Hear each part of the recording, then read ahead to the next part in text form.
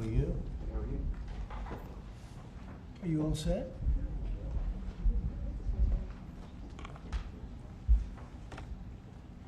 How are you? Thank you very much for being with us. It's a good time for this country. We have the hottest country anywhere in the world. I think you're hearing it from a lot of people, not just from me. We're doing very well in so many ways. And the gentleman on my right, we recruited him. We tried to get the best person. We got a man that you'll hear in a second has done an amazing job with respect to Social Security. He's running it, and he's running it like nobody ever even dreamt possible. And it's the 90th anniversary right now of Social Security.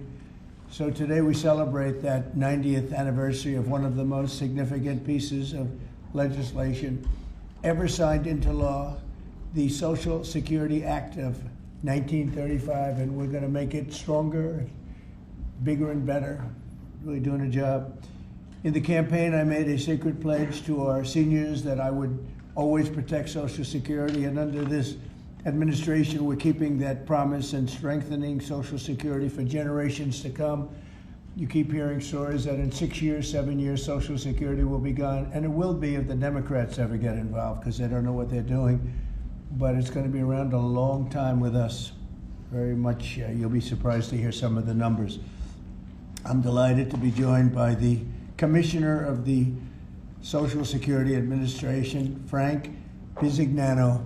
Oh, in the world of business, in fact, I wrote some of the little things down that he's had an amazing, he was Chief Operating Officer of JP Morgan Chase. He worked for Jamie Dimon, and Jamie Dimon said that he was amazing.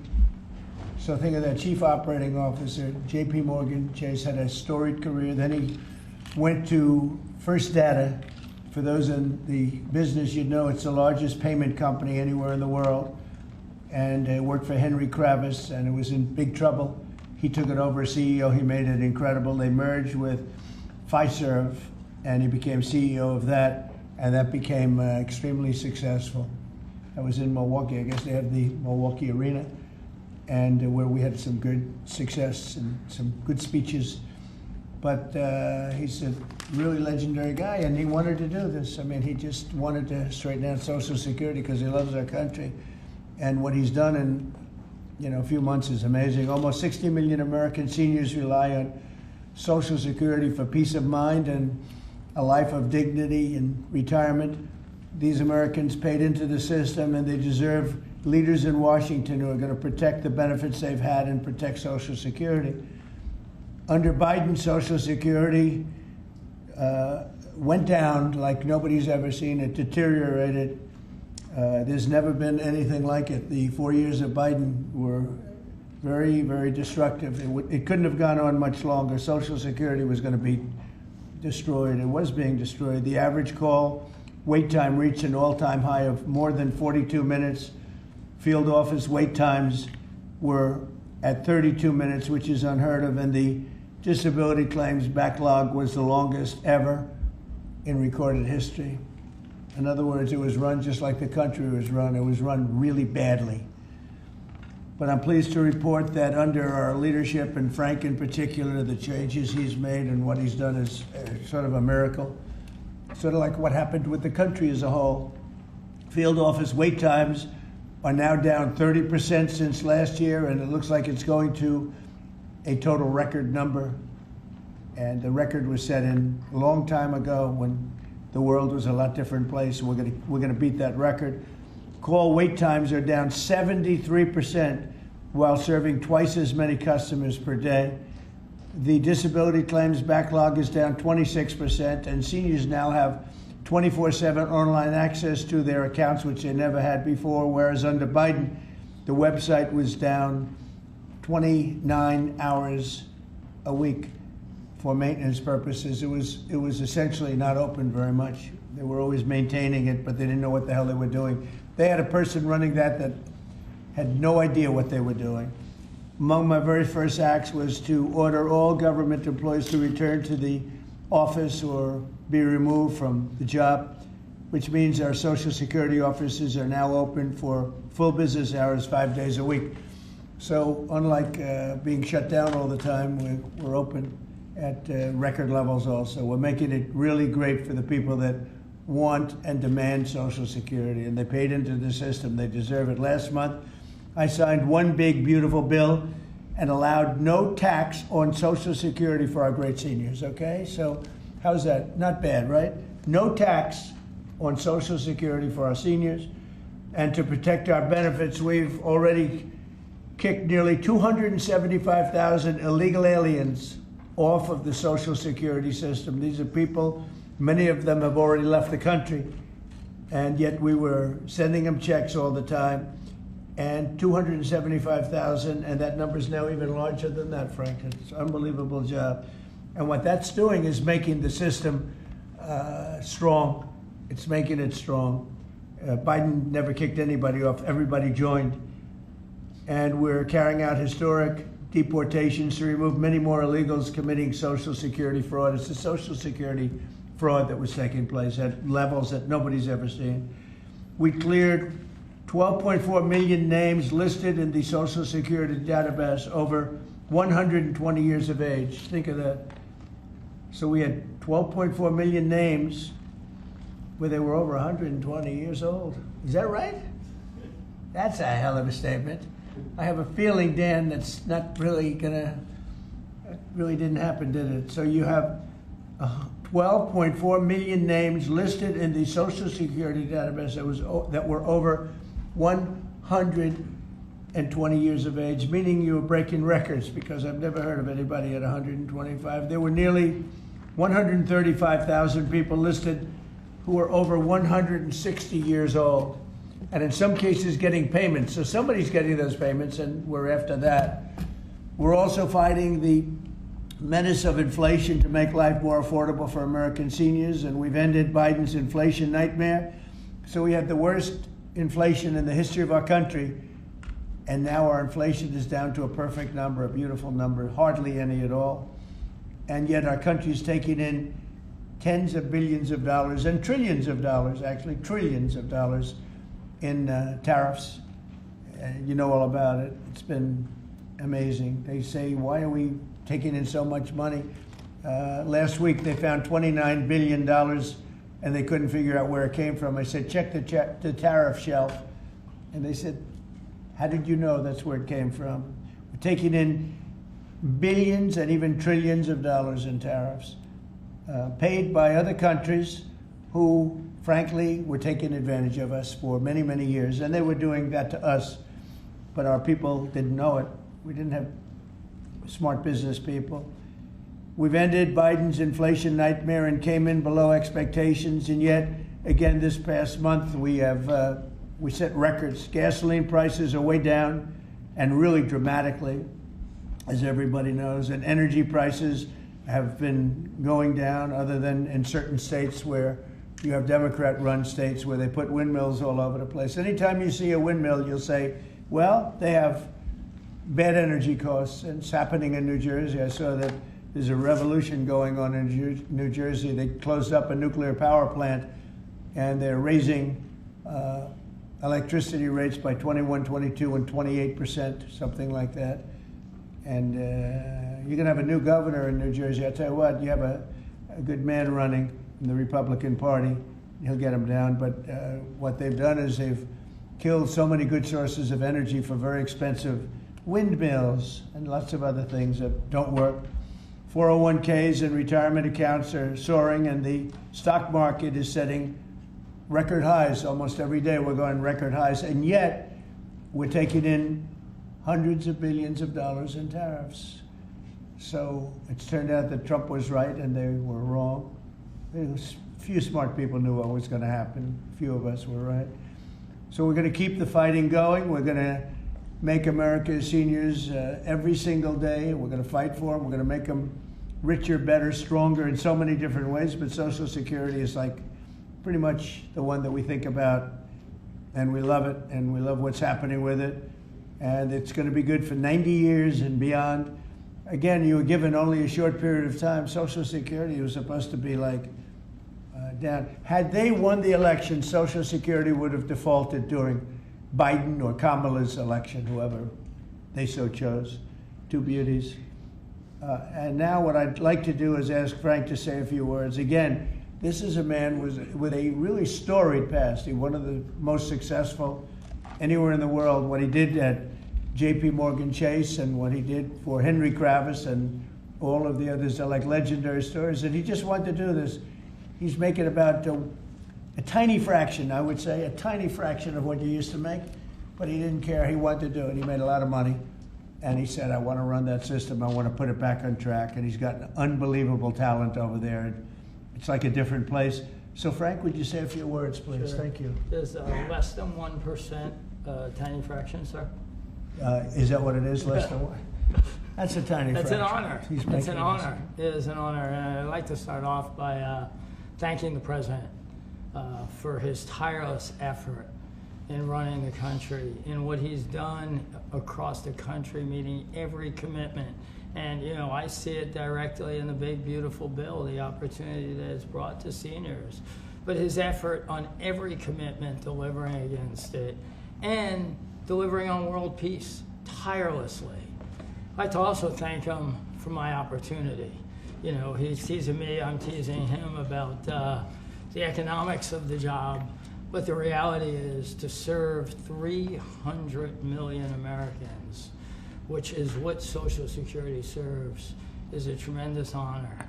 And him putting that faith in me and building what I believe, and I think I have a right to say it, is the best leadership team ever assembled in the White House and in the cabinet. So that's my great honor. So I come here and get the opportunity to serve the American public in a manner that I never imagined in my life. And what we found was the opportunity to fix a foundation. The reality is, people talk about 72 beneficiaries. I talk about over 300 million Americans with a Social Security number that we must protect through the system. And when you look at what we talk about in eliminating Social Security numbers that were live in the system, they could carry fraud through the whole system. So the first thing was root out fraud, waste, and abuse. But while doing it, the best way to be more efficient is provide more accurate payments and better service. And you heard the numbers. I think the most staggering number is that we had a website that was down 29 hours. This will be a digital-first agency, and we are building my SSA accounts. That's the digital account. And we have a bold goal of 200 million Americans to have a digital SSA account by the end of next year. It will happen. Just like we had a bold goal of single-digit wait time on the calls when they were at 40 minutes. And we did that. This is my 100th day.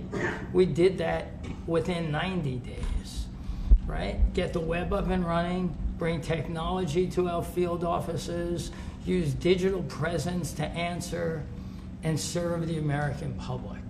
That's the job. When we do all that, then we'll really know the answer to if we have a hole, right? I was presented in my second week on the job with $18 billion in errors by the Inspector General. It was public. In less than a month, we solved $9 billion of it. So that's the type of swift action we can take, right?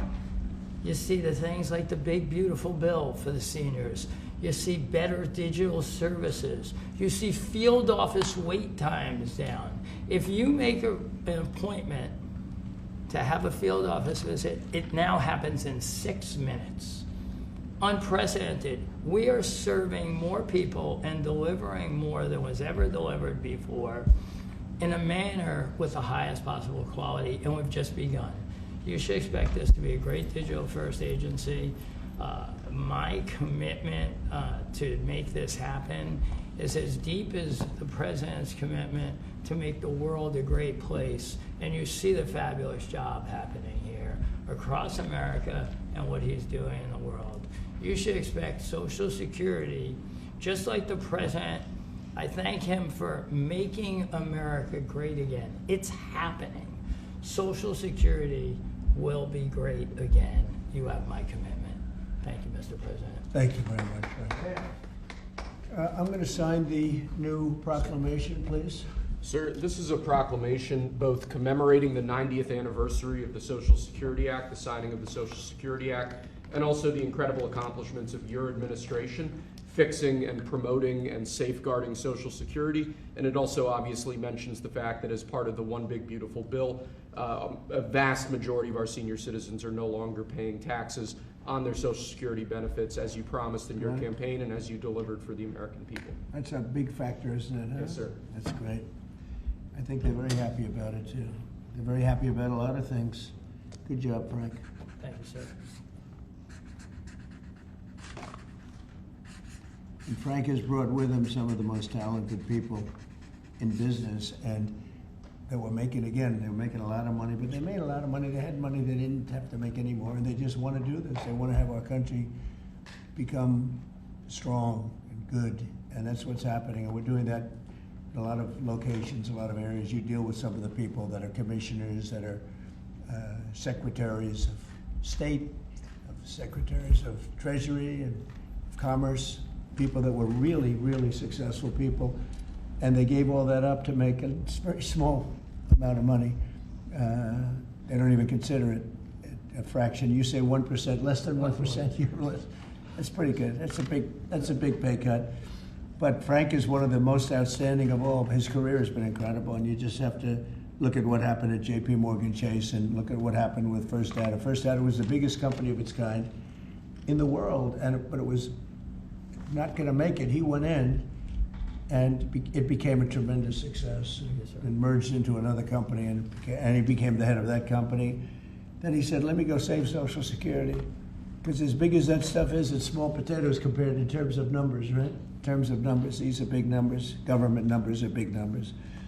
So I want to thank everybody for being here, but I'm really proud of you, Frank. And here's your proclamation, and let's take a look at what that looks like. Signed by the human hand. For a change. That's good, right?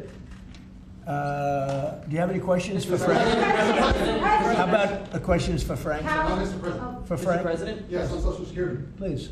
First and foremost, this was a major campaign promise that you had for 2023. It was one of the first Agenda 47s that you put out. It was titled, "We Must Protect Medicare and Social Security." Why was this important for both of you to get done, and given the fact that it'll impact millions of lives?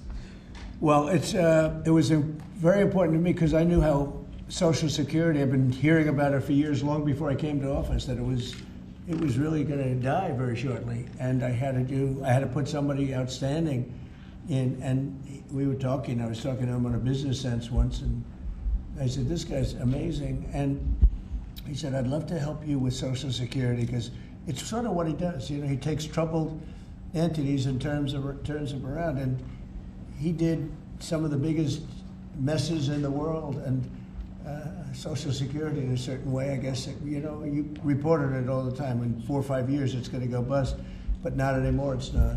And he's got it turned around so well. The proclamation helps. All of the things we've done help. And he's finding such tremendous fraud where we have illegal aliens. We have people that don't even exist on Social Security now. They don't exist. And what it does, it makes it totally secure and powerful for the people that are on it and need it. And we're very proud of the job he's done, one of the best. Kara Castro from WTTG-TV. How are you today, sir? Democrats like Bernie Sanders and Elizabeth Warren continue to peddle the lie and the claim that you're trying to cut Social Security, despite your repeated promises to protect it. Why do you think they keep pushing this misinformation and literally terrorizing the elderly in America that sadly keep watching the very misleading mainstream media? I love your question. I should have called you almost first, but I love his questions also, always. But it's such a good question. It's so vicious what they do. Elizabeth Warren said she was an Indian. We call her Pocahontas. She's a liar. She lied her whole career. Based on the fact that she was an Indian, she was able to get into certain colleges, get certain jobs, get into certain universities to work there. She's a liar and a mean person. She's a nut job. I watched her the other night. She's all hopped up endorsing a communist in New York City. And she was all excited and jumping up and down. She's got to take a drug test. She really does. She's got to take a drug test. There's no way somebody can act that way and be normal. What she's done to our financial institutions, she destroys people.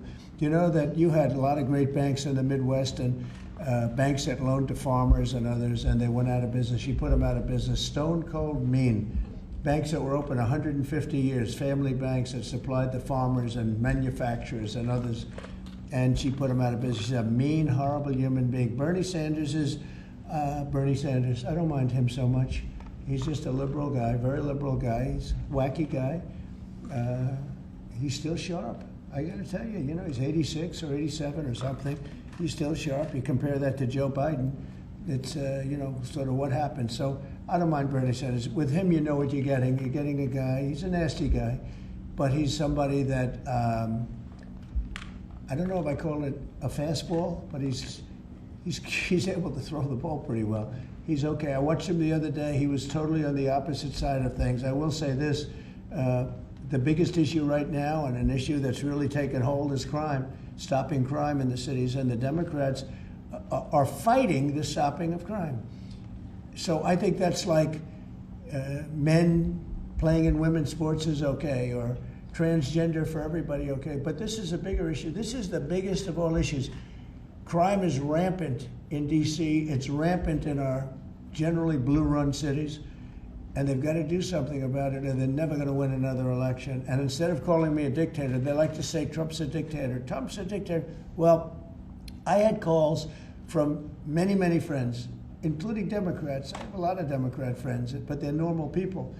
And they were thanking me so much for what I'm doing in D.C. They feel so safe already. And you know, at the border, we had 0 people come in, and this is done by a liberal group. They're the people that do it. I have nothing to do with it. 0 people in 3 months. We had 0, 0, and 0 for 3 months. And last year we had millions of people pouring in from all countries, from jails, from drug addicts, gang members, drug dealers by the thousands and thousands. 11,888 murderers, half of whom committed more than one murder.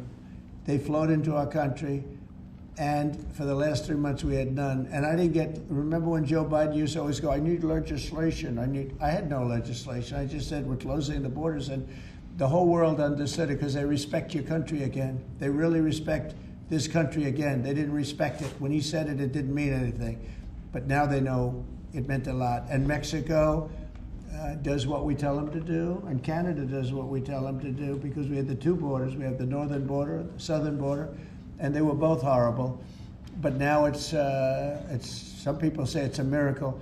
Well, what Frank has done with Social Security also is something very special. But what we're doing with crime, which will be your next question, I guess, that's because everyone's they're afraid. Half of the people here, maybe all of the people here, most of you live in D.C., you are petrified to go out.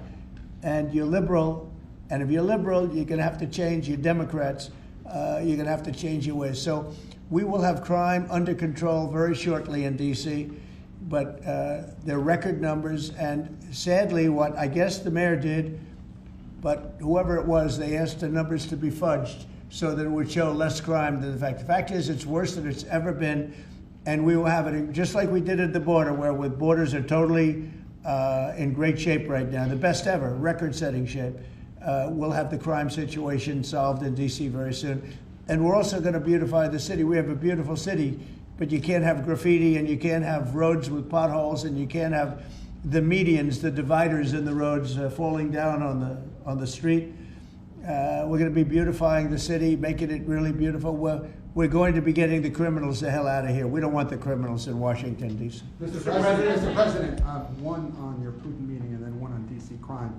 Are you prepared to offer Vladimir Putin access to rare minerals to incentivize him to end the war? We're going to see what happens with our meeting. We have a big meeting. It's going to be, I think, very important for Russia, and it's going to be very important for us, and important for us only that we're going to save a lot of lives. Look, we have, we're not paying any money, as you know, to Ukraine. we're supplying equipment. We're being paid 100% plus for that equipment by NATO. And I got NATO up from 2% to 5% of GDP.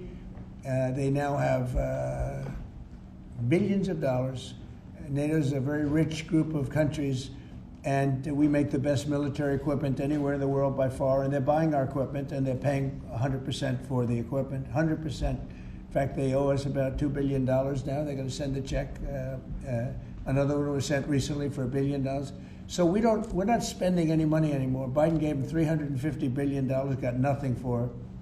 And if you look, and by the way, we also signed a rare earth deal where we get, years of rare earth to get our money back, the money we spent. But what I'm really doing this for is to save thousands of soldiers a week. You have Russian soldiers, you have Ukrainian soldiers, and then you'll have missiles dropped into various cities and towns in Ukraine. And they're losing last week they lost 7,251 people, mostly soldiers, Russian and Ukrainian soldiers. I'm doing it for that reason. We have a meeting with President Putin tomorrow. I think it's going to be a good meeting, but the more important meeting will be the second meeting that we're having. We're going to have a meeting with President Putin, President Zelensky, myself, and maybe we'll bring some of the European leaders along, maybe not. I don't know that it's going to be very important. We're going to see what happens. And I think President Putin will make peace. I think President Zelensky will make peace. We'll see if they can get along.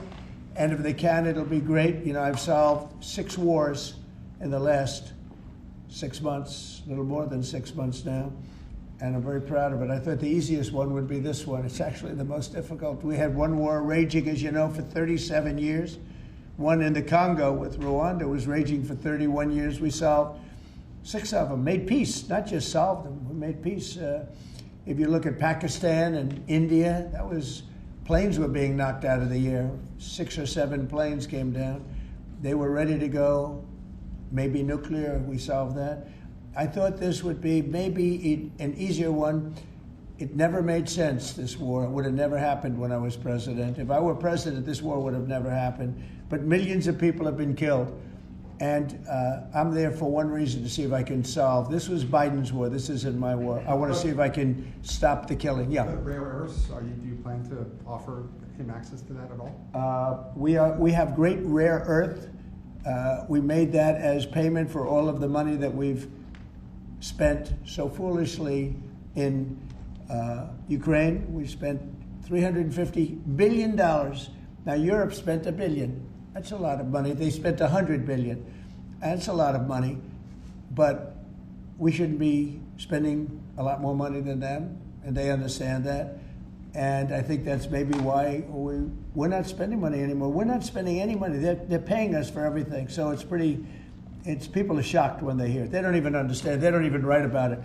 But we're not spending money, but we are spending a lot of time trying to get the war solved. If we can get the war solved, we'll be very happy. As far as rare earth, that's very unimportant relative to, I'm trying to save lives. And on DC crime, sir, on DC crime. Do you have a message for the Democrat lawmakers like Nancy Pelosi or media who are saying, after living here for many years, that there is no crime and you're trying to start a new news cycle? It's another reason why the Democrats lost the election in a landslide.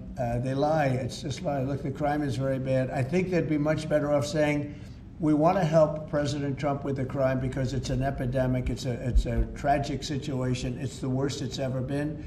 And we want to help President Trump with the crime, as opposed to, he's a dictator. He's a dictator. People are so happy to see our military going into D.C. and getting these thugs out. As you know, we arrested a lot of people yesterday. We arrested a lot of people today. We're getting people that have arrest records that you wouldn't believe. 28 arrests, 15 arrests, brutal, brutal people. And we're going to have to do something about this cashless bail, because people shoot somebody, they kill somebody, and they're out on the street in less than an hour. Now, that's when it's all started, in New York, in Chicago, Los Angeles. You take a look. If we didn't go to Los Angeles to help this incompetent governor and a mayor that doesn't know what the hell she's doing, if we didn't go to Los Angeles, you wouldn't have a big part of it burned down. The other part of it would have burned down too. you would have not had, I don't think you would have been able to have the Olympics. We have the Olympics. I have a lot at stake with that because I'm the one that got the Olympics. I got it in my first term, and I was saddened because I got it for what would be my third term, okay, which turned out to be second term. And the Olympics, it's a great honor, but I felt badly because I said I won't be president when the Olympics came. Well, through circumstance, I am president. I want to make sure the Olympics is great, the World Cup is great, and the 250, maybe the most important of all, is the 250-year celebration is great. So what's happening is we will work very hard. You would not have had, I don't believe that if I didn't send in the troops, I don't think you would have had Los Angeles in condition to have the Olympics. I think you would have had to tell them, I'm sorry, you're going to have to go someplace else. And if you look at the police commissioner or the sheriff, he said, we really needed them. Thank God they were here. We really needed them. That was the first 2 or 3 days. After we solved their problems, then he said, well, I think we could have maybe done it. No, he was told what to say. He said, you go back to your files and see what he said. He said, thank goodness they came. If I didn't go and put our military there, or National Guard in that case, and we'll go military if we have to, but the National Guard went there. They were very effective. If we didn't do that, I don't think you would have had the Olympics in Los Angeles. The place would have been just like the 25,000 houses that burned down, where, by the way, the governor ought to focus on getting their permits. You know, the federal permits are given. Those are the hard ones, and they were given a long time ago. People can't rebuild the house because they can't get permits from the state and the city, and they ought to focus on that because it's very upsetting. I went there right after the fires. I walked the streets and I met a lot of great people that want to rebuild their homes. We took care of it from the federal standpoint, but they're not taking care of it from the city standpoint, the mayor and the governor. They're not getting their permits. They can't build their houses. Mr. President, on DC crime. Go ahead, please. Mr. President, thank you. Do you think this summit and the incentives for peace you are putting on the table could end up rewarding Putin for his invasion of Ukraine? And what kind of signal do you think that could potentially send to other aggressors? No, I don't think it's a reward. I think that what we have is a situation that should never have started, should have never started. It didn't start under me, and for 4 years it wasn't even discussed. And I could see it was going to happen after I left. I could see what was happening. Everything that we did was wrong. Everything that was done was wrong. Everybody's to blame. Putin's to blame. They're all to blame. This is a war that would have never happened. Mr. President, on DC crime, sir. The other question on LA, Mr. President, earlier today, the Washington, D.C. police chief issued an executive order allowing metropolitan police officers conducting traffic stops to notify federal immigration and customs enforcement about undocumented immigrants that they encounter. Yet the city has a long-standing pro-immigration policy, including allowing non-citizens to vote in local elections. Which is ridiculous. And limiting cooperation with federal immigration agencies. Right. Did your administration pressure the D.C. police chief to review and repeal these policies? And will you require other cities to roll back similar policies to avoid possible federal takeover of local law enforcement? So what you're saying is that it was a very positive thing. When they stop people, they find they're illegal, they report them, they give them to us, etc. That's a very positive thing. I have heard that. It just happened. That's a great step. That's a great step if they're doing that. Yeah, I think that's going to happen all over the country. We want to stop crime. I think if the Democrats aren't strong on this issue, they won't be able to do it. I think this is a bigger issue than all of the other ridiculous things that they, like open borders. Well, open borders is bad. Open borders has caused a lot of this problem, allowing millions and millions. I think 24 million people were allowed to come into our country. Many of these people from prisons, from jails, from mental institutions. This was the Biden policy. And I don't believe it was him. He was never there before. It was the people that encircled this very beautiful desk, the Resolute desk. Radical left lunatics who were smart, but radical left. And I'm very happy to hear what you just said, because I've heard that. And Mr. President, on LA, if I may, the mother of a 15-year-old California boy was briefly detained at gunpoint in a case of mistaken identity. The LAUSD superintendent says that surveillance video shows armed agents wearing police and border patrol insignia. Given the National Guard, the Border Control, ICE agents, they're not trained in local policing. What specific steps are you taking to ensure that young people are not put in harm's way with these types of operations? Yeah, what they are trained in is common sense, and they're very tough people. And they have great common sense, and they are highly trained. I heard the mayor of LA was saying, oh, they're not trained this way. I heard this character from, where was he from? They talk about him as a candidate. He's got no chance. The governor of Maryland, I watched him this morning saying that the governor of Maryland, yeah, they say maybe he'll be a president. He's not presidential timber at all. But I heard him today talking about how the National Guard or the military is not trained in police, but they're trained in common sense, and they're trained in not allowing people to burn down buildings and bomb buildings and shoot people and all of the things. They've done a great job. Again, if we didn't send them, and very importantly, if we didn't send them into Los Angeles, the rest of Los Angeles would have been burned down to the ground. When you look at Minneapolis, I sent them into Minneapolis because the governor wouldn't make the call. If I didn't do that, you wouldn't have a Minneapolis. It wouldn't be, I don't think it would be existent today. You remember the famous scene burning over the CNN anchor's shoulder? He said, everything seems to be very peaceful. And behind him, the whole city's burning down. So you had the whack job governor who ran for vice president, who made a fool out of himself. You would have had, I saved that city, I'll tell you, I saved that city. So the bottom line is these are very tough people that are trained in a thing called common sense, and they're also trained in doing what we're talking about right now. And you watch crime stop, but you wouldn't have Los Angeles, it wouldn't be existent today. We would have had to cancel the Olympics if I let that go on. Mr. President, will you pressure Israel to allow journalists into Gaza to cover the humanitarian efforts the U.S. is pursuing? And I'd like to see that happen, sure. Would you pressure? I would like to see it happen. I would be very fine with journalists going in. It's a very dangerous position to be in, as you know, if you're a journalist, but I would like to see it. And on tariffs, Brazil, Mexico, and Latin America are getting closer to China, and they say it's partly because of the tariffs you're imposing those countries. Are you concerned them getting closer to China? No, not at all. I'm not concerned at all. They can do what they want. None of them are doing very well, and what we're doing in terms of economics, we're blowing everyone away, including China. We're doing better than any other country in the world right now. Brazil has been a horrible trading partner in terms of tariffs. As you know, they charge us tremendous tariffs, far, far more than we were charging them. We weren't charging anything, essentially. And Brazil has some very bad laws happening where they took a president and they put him in jail, or they're trying to jail him. And I happen to know the man, and I will tell you, I'm pretty good at people. I think he's an honest man. I think what they've done, this is really a political execution that they're trying to do with Bolsonaro.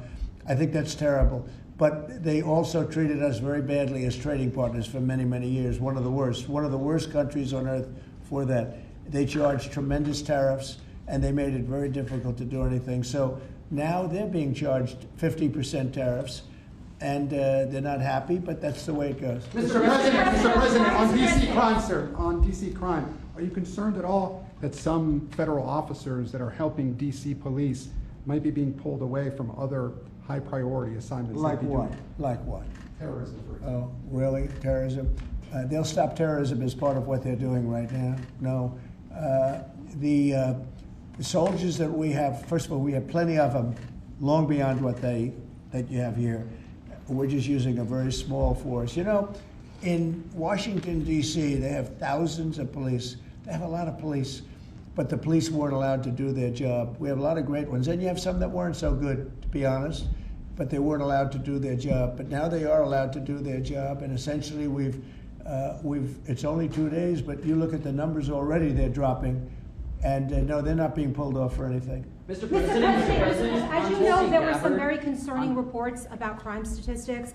Police are manipulating crime data to downplay crime in D.C. Will the administration release its own crime statistics to counter their misinformation? And will those individuals who are intentionally misrepresenting crime data and fudging the books, like you said, be penalized for endangering the public? They are under investigation right now. They are giving us phony crime stats, just like they gave other stats in the financial world, but they're phony crime stats. And Washington, D.C. is at its worst point, and it will soon be at its best point. You're going to have a very safe, you're going to have a crime-free city. I mean, I say that. You're going to have virtually a crime-free city. And these are strong men, but the criminals are strong men and women, but they're strong men. And these are people that don't play games. We're not playing games. These are criminals we're dealing with. And they treated people. They took one of the people that worked for us the other day. You saw the beating, the pounding, 10 against 1. And they pounded the hell out of him. He's lucky to be alive. He's barely, almost killed. And we're not going to have that happening, please. Tulsi Gabbard declassified more documents last night related to the Russiagate hoax. She's doing a great job, by the way. That was another fake story. I'm very happy with the job she's doing. That's right. They declassified some terrible documents talking about Democrats and what they did. Yeah. Radical left lunatics. It showed that then DNI James Clapper sent out emails to IC officials saying that it would be a team sport to push then the debunked 2017 ICA report, and that it might need them to compromise on their normal modalities. What's your reaction to the latest declassification, and in your view, sir, what does real accountability look like for the players It's involved? incredible what we're finding. Absolute proof of guilt. And we'll see what happens. But Clapper and Comey and that whole group of criminals, they're criminals. And they made it very tough. You know, they did the fake Russia witch hunt that lasted for 2 years. And I got totally exonerated. There was no doubt about it. They should have done it in 1 day, not 2 years. But it was a whole scheme to try and demean Trump so that I couldn't win an election. And that is a criminal group of people. They're sick people, and they're criminals, and they should be taken care of. Mr. President. Does Putin have a strong hand tomorrow? Well, he came to our country, and I heard CNN fake news talking about that was a big win for him. Normally, you would say the opposite, but they said, oh, it's a big win that he came here. Normally, we would say the opposite, he came here. I think that President Putin would like to see a deal. I think if I weren't president, he would take over all of Ukraine. It's a war that should have never happened. If I weren't president, in my opinion, he would much rather take over all of Ukraine. But I am president, and he's not going to mess around with me. Mr. President, on Russia, Mr. President, would you support or agree to reducing NATO troops in Europe, in countries like Poland, in order to get Russia to agree to a peace deal? That hasn't been put before me, and I'll think about that for later, but it has not been put before me. Go ahead. Is anything less than an unconditional and immediate ceasefire a victory for the U.S.? Tomorrow? Yes. Well, tomorrow we'll see. I say, I don't know where that comes from. It's sort of not a good question. I would say that tomorrow all I want to do is set the table for the next meeting, which should happen shortly. I'd like to see it happen very quickly, very shortly after this meeting. I'd like to see it actually happen maybe in Alaska, where we just stay because it's so much easier.